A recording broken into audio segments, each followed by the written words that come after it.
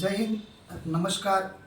આજની આ પત્રકાર પરિષદમાં આપ સર્વ પત્રકાર મિત્રોનું હાર્દિક સ્વાગત છે. મારી સાથે ડીસા નગરપાલિકાના ચૂંટાયેલા આમ આદમી પાર્ટીના કોર્પોરેટર શ્રી વિજયભાઈ દવે, સાથી મિત્ર અમારા ચૂંટાયેલા કોર્પોરેટર એવા જગદીશભાઈ મોદી, આમ આદમી પાર્ટીના ડીસા શહેરના પ્રમુખ એવા સુભાષભાઈ ઠક્કર, સાથે જ જે હંમેશા માટે ડીસાના પ્રશ્નો માટે કામ કરતા એવા બનાસકાંઠા જિલ્લાના આમ આદમી પાર્ટીના લીગલ સેલના પ્રમુખ એવા મુસ્તકીમભાઈ.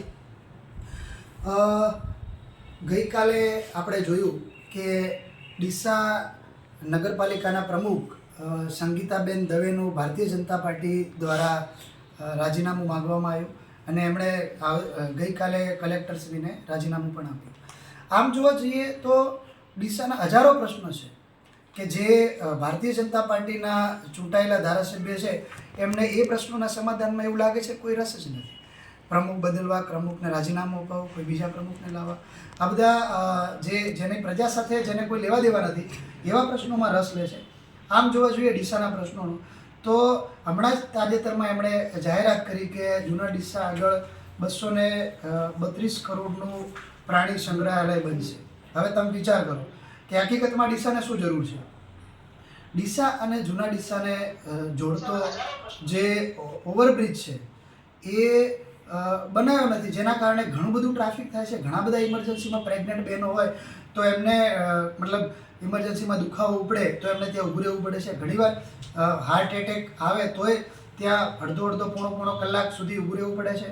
અમારા એડવોકેટ શ્રી સુભાષભાઈએ પણ આના માટે છેક સંસદ સુધી રજૂઆત કરી, પરંતુ જે ખરેખર પ્રજાના પ્રશ્નો છે, જે ખરેખર પ્રજાની તકલીફો છે, એમાં મને એવું લાગે છે કે ધારાસભ્યશ્રીને બહુ રસ નથી. બીજું આમ જોવા જઈએ તો ડીસામાં ઓવરબ્રિજ છે એ વિશ્વનો આમ તો જોવા જઈએ એશિયાનો સૌથી મોટો એલિવેટેડ ઓવરબ્રિજ બનાવ્યો, મોટી વાતો કરવામાં આવી, પરંતુ એની નીચેના રસ્તો તમે જોઈએ તો હજુ ખાડા ટેકરામાં છે. ખાડામાં આપણે ચાલીએ કે પછી આપણામાં ખાડા છે એ ખબર નથી પડતી. બીજું તો હજુ સુધી પણ એ રસ્તો બનાવ્યો નથી.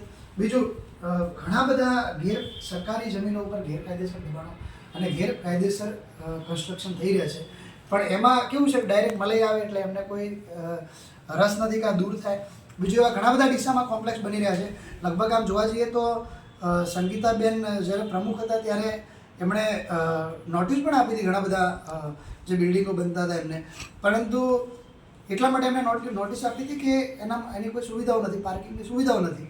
તો હવે તમે જુઓ કે જે ખોટા કામને રોકે છે એમને જ તમે રોકી દીધા ને એમને જ પ્રમુખમાંથી ઉતારી દીધા. બીજું સ્વાસ્થ્યને લઈને જોઈએ તો ડીસા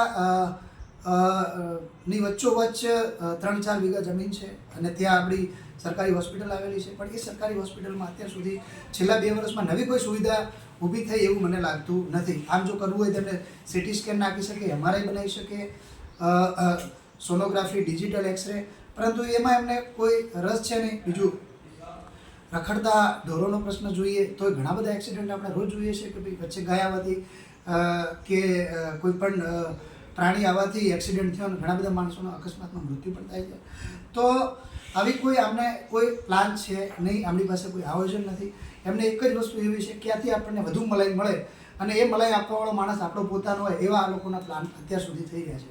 આમ એક ગુજરાતમાં અને બનાસકાંઠામાં એક કહેવત છે કે ભેંસનો ખૂંટો બદલીએ ને તો ભેંસ વધારે દૂધ ના આપે.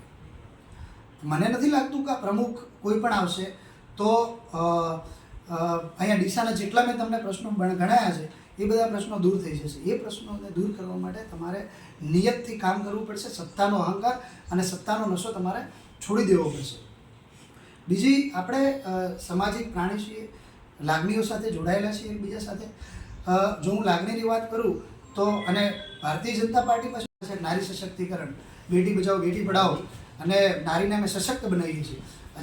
એ જ નારી સંગીતાબેન દવે કે જે ગઈકાલે એમણે જ આક્ષેપ કર્યા છે કે ભાઈ હું ભ્રષ્ટાચારને રોકવા માગતી હતી, હું એમણે ખોટા કામ કરતા હતા એ રોકવા માગતી હતી, એટલા માટે મને કાઢવામાં આવી છે. તો આ તો હું નથી કરતો.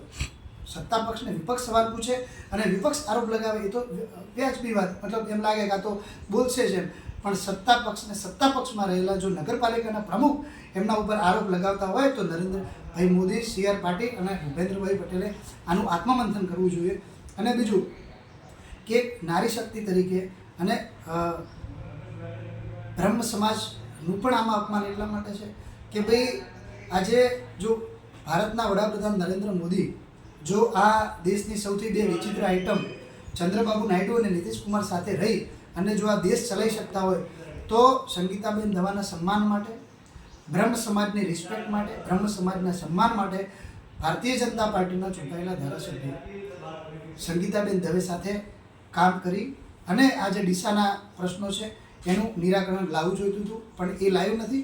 તો ક્યાંક ને ક્યાંક હવે એવું લાગે છે મને કે આ એટલા માટે નગરપાલિકાના પ્રમુખ બદલવામાં આવ્યા છે કે ચૂંટાયેલા ધારાસભ્યને નો માણસ આવે, એમનો સમર્થિત આવે, એમનો માનતો આવે, એમનો જાણીતો આવે અને જે આ મલાઈ ક્યાંક બીજે જાય છે એ મલાઈમાં ટકાવારી વધે અને એ મલાઈ પૂરેપૂરી આપણા ઘરે આવે એનું આયોજન આ શિસ્તબદ્ધ ભારતીય જનતા પાર્ટી એવું કહે છે ને અમે શિસ્તબદ્ધ પાર્ટી છે. તો આ ભ્રષ્ટાચારના લોકોની જનતાના ટેક્સના પૈસા ભ્રષ્ટાચાર રૂપે આ મલાઈ સમજી અને પોતાના ઘરે લાવવા માટેનું શિસ્તબદ્ધ પ્લાનિંગ છે. તો મારી CR પાટીલ સાહેબ અને ભૂપેન્દ્રભાઈ પટેલને હાથ જોડીને વિનંતી છે કે તમારે હકીકતમાં જો રાજીનામું લેવું હોય તો બ્રહ્મ સમાજ અને સંગીતાબેન દવેનું અપમાન કરી અને એમનું રાજીનામું લીધું એના કરતાં ભારતીય જનતા પાર્ટીના ચૂંટાયેલા ધારાસભ્યનું લેવું જોઈએ. અને એ પણ જો તમે ના લઈ શકો તો એક માનવતા અને નૈતિકતાના ધોરણે ભારતીય જનતા પાર્ટીના ચૂંટાયેલા ધારાસભ્ય